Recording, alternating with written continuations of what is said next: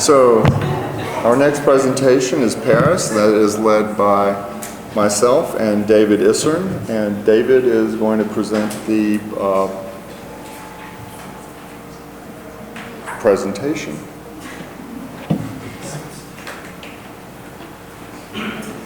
All right, Paris. All right. And it's been a long day for me as well.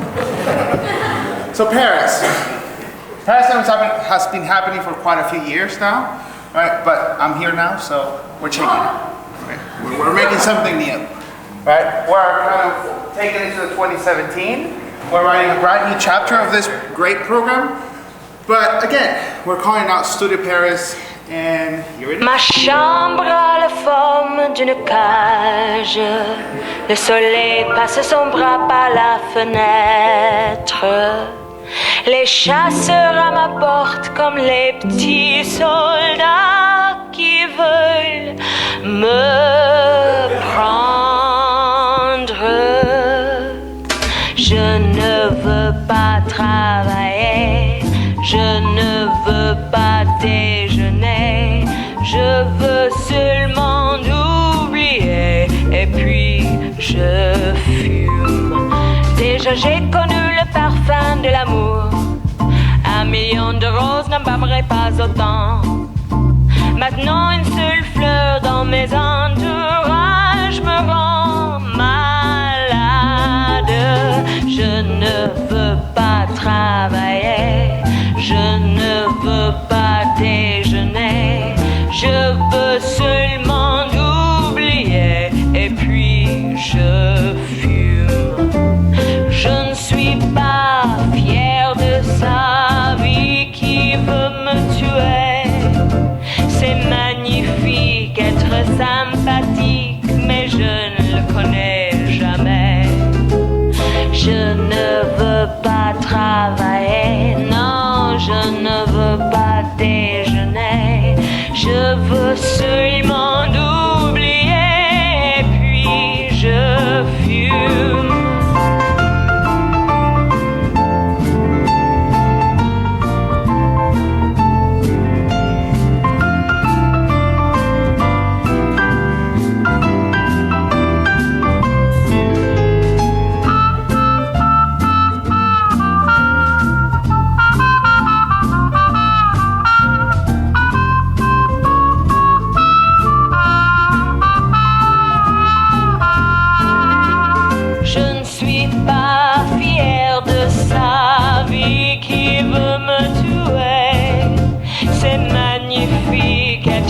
Sympathique, mais je ne le connais jamais.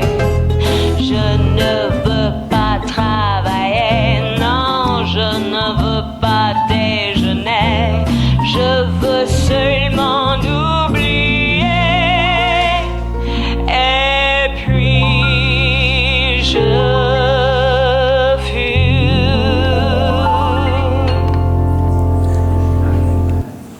All right, so Paris, we're going to be traveling 10.5 hours from, if you fly from Lubbock, it will be 10.5 hours, 5,084 miles to Paris, France. The program is from May 26th to July 9th, right? Dr. Ellis and I will be the ones leading the program. We'll be going into one of the most visited capital cities in Europe, right? You'll visit everything that you probably studied in history. We'll be looking at kind of the city and how it networks, all the layers of information the city has. We're going to be studying a lot of what happens in the city by exploring the city. We're going to be walking through it. We're going to be going into places. We're going to see what works and what doesn't work. We're going to be actually talking a lot of this almost Staten Island kind of idea of connections and field networks that the city creates. Right, we're going to be looking at very traditional places like Jardin de Luxembourg, but then comparing it to places like the Parc de la Villette, right? And see how both of them actually contribute to the city and what we can get from both to create a project for our studio. Right. All of this, we're going to be staying at the Cité Universitaire, which is a great place. It's a complex of 42 nationalities. They have a building in this complex. This is the main gatehouse where you have a cafeteria as well as you have a library and some spaces to kind of recreate. But you can also see places like Maison du Brazil, which is the Brazilian house, or the Swiss Foundation Pavilion by Le Corb. We're going to be borrowing from our neighbors from the north, from Canada, and you'll be staying at the Canadian house. Right there, that's our studio space right at the front. They have these great windows. You have your own kind of room. Well, you do have your own room and your own bathroom, right? So you can be as messy as you want and as clean as you want. You don't have to share it, right? You can be a bit possessive in that sense. You can store all the souvenirs that you probably will buy in Paris. But you can also have, you're going to have common spaces where you can have great family dinners, right? Right across the Cité, we have the Cité station, which RERB is part of the greater metro lines that connect all of the city of Paris, right? If you take RERB down to 4 stops, you're going to end up to Charlotte Le Halles station, which is a brand new station in the city. It hasn't been open yet, but in 2017 it will be. And we'll talk about how this station actually revitalized this portion of the city, right? It's actually 273 feet span, glass, right? 4 stories, kind of below ground type of thing. We'll talk about it. And beyond that picture, you can actually start to see Centre Pompidou. We'll see how this kind of high-tech building actually created a public space for this portion of the city.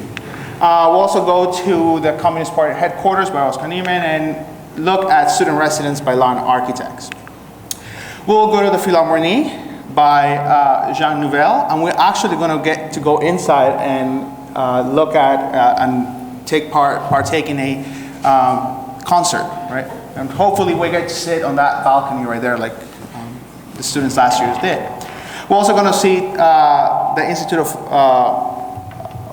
Fashion, as well as the Institute of Design that faces the Seine. The National Library of France and its edition, which is this one right here, and the Cinematheque by Frank Gehry.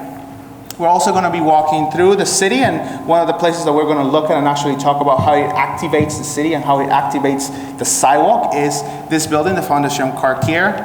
And you can actually go up all the way to Montparnasse Tower, and if you go in around noon, or rather dawn, you can see the city very much lit, and then you can see the city at night, and you can start to know why they call it the City of Lights. You can also, and you all should, if you go to Paris, climb the Eiffel Tower and look down to Champ de Mars. Right? If you can do it more than once, do, and don't take the elevators. Although it's still 400 and some steps, but don't mind that. We'll also go and get to see the Brownlee Museum, which is right next to the Champ de Mars, brand new museum. And we'll start to talk about Parc Saint-Ouen, right? It's about the diagram that created this kind of space for the public. It has great glass pavilions that are actually used for fashion, and that's kind of an underpinning of our studio. We're in Paris after all. Maison de Verre will be one of the buildings we get to see, and of course the Pyramid of the Louvre, and we'll have a guided tour of the Louvre Museum, as well as a guided tour of Musée d'Orsay that was designed by Gustave Eiffel as a train station. Then we can walk actually to Place de la Concorde, which is the start of this great boulevard corridor of Paris, the Champs-Élysées. And everybody has heard and seen the Champs-Élysées. Actually, if you walk down Champs-Élysées, you see many stores that you probably won't buy many things on, but and I wish I could too, but at least you can go in and see the stuff, right? Although, if you go to Paris and you go to the Louis Vuitton store, don't go into shorts because they won't allow you in. And at the other end of this kind of Grand Boulevard is the Arc de Triomphe. Right? We're going to hop across the river to La Défense, following that same axis, and we're going to get to see and explore this kind of termination of that axis, the Grand Arche. We're going to explore those two cities and see how they work. Right? How does La Défense work in Paris? It's very important because it's kind of the more modern or contemporary intervention of the city. We're actually going to go to Louis Vuitton Foundation. It's a brand new building by Frank Gehry, called one of his best works after the Bilbao Museum. And we'll get to see how this space actually also revitalized a portion of the city of Paris. Then we have a 3-day trip, or 4-day trip actually, to the Loire Valley. Right? Here we're actually going to be exploring the valley and what it does to the communities that when we go to this place, right? We're going to start in Paris. We're going to take a private charter bus down to the Loire Valley from June 21st to the 24th. We're going to get to see the Chateau de Blois, Chateau de Chenonceau, which is a very important chateau, especially during World War II. Then we're going to go to Chateau Clos Lucé, which we're going to get to see some of Da Vinci's inventions, right, and how they actually work. And then we're going to get to see one of the best chateaus in the world, Chateau Chambord, which you can get to see and walk around the very extensive gardens that they have. Then you can also, we'll also go to Chartres Cathedral, and if you're brave enough, you can actually climb all the way up to here and take in the views, although if you're scared of heights, I don't recommend that. And then we're going to be staying in our own kind of chateau, 13-acre chateau. You can actually see that's where we will stay for the 4 days. And if you walk around the building, you probably see Mr. Piggy here. This is the house pet. So, you know, don't pet him. He might bite a finger off or something. But anyhow, right, we're going to have also take multiple day trips. Right. The first day trip will be to Villa Vicomte. Villa Vicomte is a really important villa because the gardens activated this chateau, right? And we're going to be exploring not only the chateau, but the Le Notre gardens and see how they influence the community itself. We're going to be also looking at Poissy, and this is perhaps my favorite day trip because we're going to be looking at Villa Savoye, one of, if not my favorite building, and all of you know that because I said that in 1412 multiple times. Right, we're going to be exploring this building. We're going to see all 5 points of architecture that Le Corbusier did. We're going to be walking around inside and out, going through the whole marché that this building creates. Then our next trip will be to Versailles, the largest chateau that you will see. We're going to be exploring all the rooms inside and out, and also we're going to get to see this, right, the Great Hall of Mirrors. After that, we're going to go out and see the gardens, again, by Le Notre. And these are very extensive gardens. It will take you pretty much the whole day to visit, and we'll be there for quite a bit of time. And if you want, you can actually take a boat. Yes, it's that big, the Grand Canal, that you can take a boat right down the canal. All of this, of course, we're going for a studio project, and our studio project takes place in Passage du Caire, right? This is a marketplace for fashion. Right? And that's the underpinning of our studio. We're really going to be it's right northeast of the Louvre Museum.